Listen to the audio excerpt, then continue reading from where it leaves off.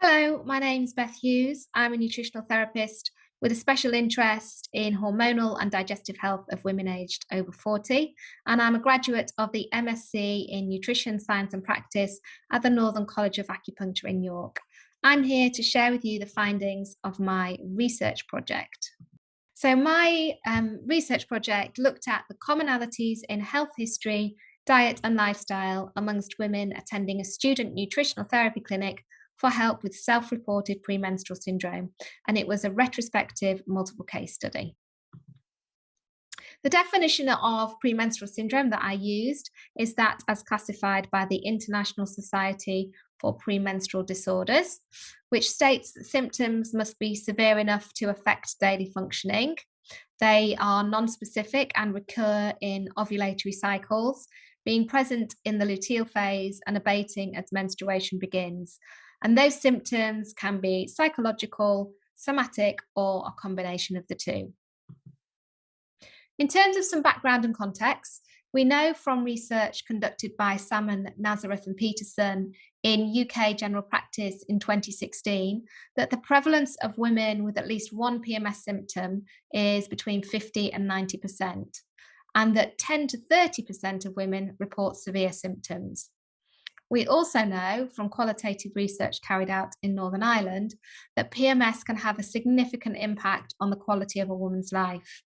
And despite that, the etiology of PMS is still not fully understood.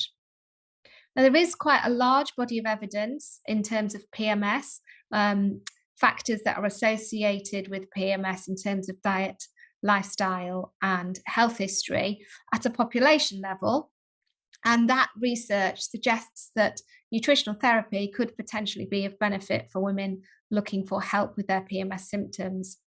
One study that's particularly worthy of note is the Nurses' Health Study 2 in the USA, which is a prospective cohort study amongst nurses aged 25 to 42, with follow-up over 10 to 14 years. And that actually has a specific PMS subgroup, which on average includes 3,500 women in the studies where they looked at factors associated with PMS. But what I really wanted to understand is how does this information we have at a population level translate to the individual's experience? There didn't seem to be much out there in terms of looking at PMS in an individual, what their experience is and what factors there may be or commonalities there may be between women as individuals who are dealing with PMS symptoms. So that's what I set out to look at in this piece of research. In terms of methodology, I undertook a qualitative retrospective multiple case study, which featured the data from the initial appointments of 5 women seeking help for PMS symptoms at the Student Nutritional Therapy Clinic at the NCA in York. I decided upon purposive sampling, so I actively selected women who were looking for help with premenstrual syndrome symptoms from their nutritional therapy experience. So they all had to state at least one PMS symptom as an aim of their nutritional therapy. I only selected women aged 18 or over, and I discounted women who had a diagnosis of PMDD. So that's premenstrual dysphoric disorder, which is a more severe form of premenstrual disorder and has to be diagnosed by a doctor. I decided to discount that and focus on women who were self-reporting PMS. I used a hybrid thematic analysis technique that I developed in order to be able to combine qualitative and quantitative data from the client files. And if you look on the right-hand side there, you'll see the process I went through as illustrated on this flowchart. So the 5 clients there are just listed A, B, C, D, and E.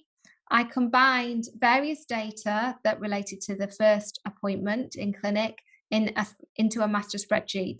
So on the left there, you can see quantitative data from the NHQ, that's the Nutrition Health Questionnaire, and the FFQ, the Food Frequency Questionnaire, which are documents that are completed by the client prior to attending clinic.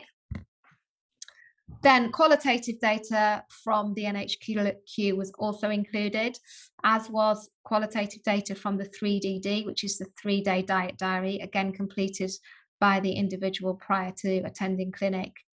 The FMM is the functional medicine matrix, and the timeline are documents that are drawn up by the student nutritional therapist following on from that initial appointment based on what they discover in that appointment and the information that the client has provided prior to that.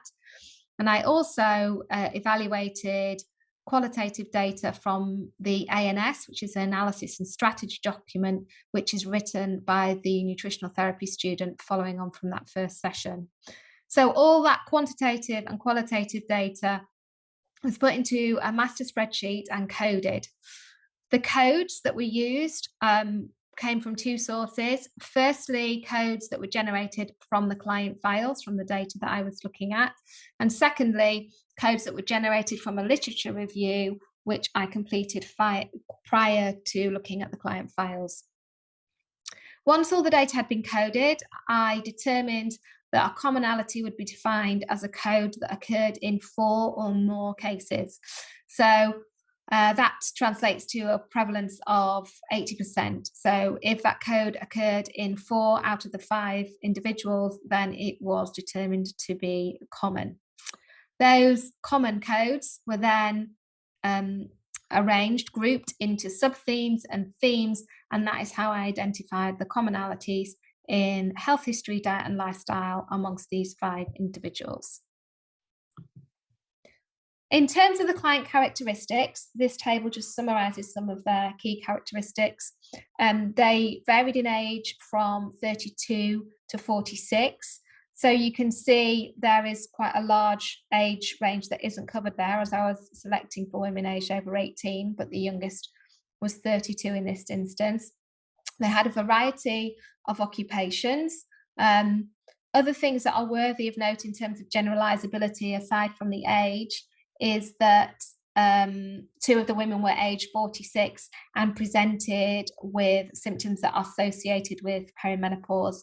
So they were both said they were experiencing hot flushes and night sweats. And the other thing as well that I think is worthy of note is that only 1 of the 5 women had any children. And that, again, is not what you'd expect in the general population, where the ONS state that half of women have had a child by the age of 30.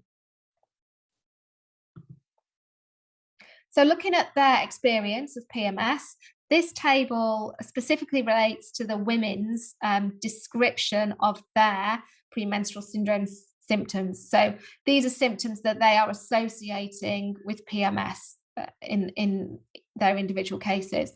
So between the 5 women, there were actually 25 symptoms that were listed as being part of their PMS experience, and they were a combination of psychological and somatic symptoms, as you'd expect.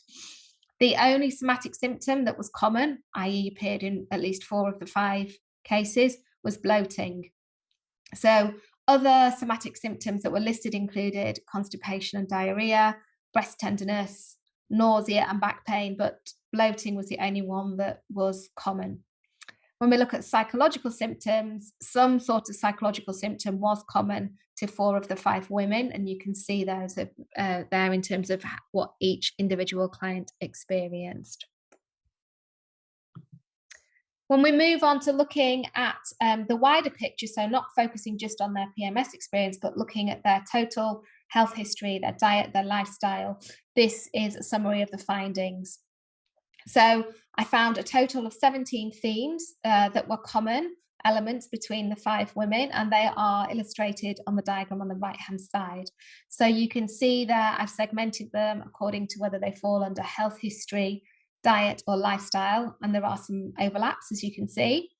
The themes that are underlined are themes that appeared in all 5 cases, all 5 individuals experienced them, whereas those that aren't underlined are ones that appeared in 4 of the 5 cases. Now, many of these commonalities have been identified in previous research, the research that I referred to earlier at a population level. But there was one area that came up, which, as far as I was aware, hadn't been mentioned in previous research, and that is a potential link between PMS, immunity, and gut health. Now, when I looked into this in a bit more detail, there is some evidence there that supports this potential link. So you can see there, gastrointestinal issues were present in all 5 cases, and 4 of the 5 women had a history of infection and antibiotic use. So as I say, when I looked at this in more detail, there is some evidence to suggest that gut health could be linked to PMS. We know from a study conducted by Watanabe and Shiwawa in 2015 that low secretory IgA has been observed in PMS sufferers. Now, secretory IgA is involved in defense against pathogenic organisms and toxins, in combating inflammation, regulating the gut microbiota, and protecting against improper immune responses. We also know from various studies that antibiotic-induced dysbiosis can impact the gut immune axis, the function of the gut immune axis. So all that really correlates with this history of GI issues and infection antibiotic use that was seen in the individuals in this study, and definitely warrants further investigation, I would suggest, in terms of future research. This study, this table here just highlights the findings of the literature review and the themes that came out of that versus the case data.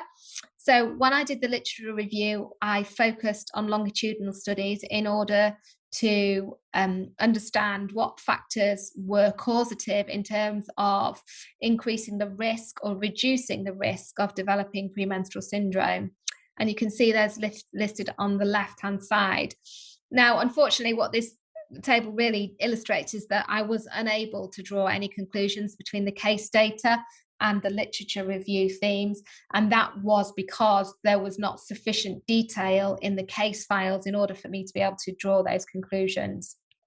Again, something that would be really interesting to look at in future research.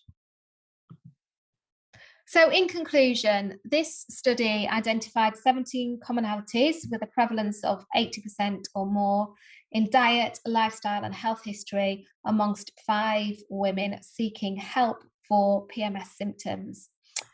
It really highlights, I think, the importance of considering all aspects of a woman's life when providing support for PMS.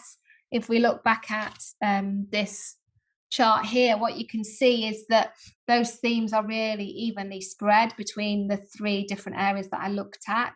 So it's important that when we are seeking to help women with PMS, that we're considering all aspects of their life. And I think nutritional therapy is very well placed to do this. We use a functional medicine approach, so we are looking at the person as a whole. What I would say, though, it's equally important that we recognise when areas fall outside of our competence and refer as appropriate. So, for example, one of the risk factors that came up in the literature review I did in terms of increasing the risk of developing PMS was having a history of childhood abuse or trauma. And that obviously falls out with the remit of most NTs.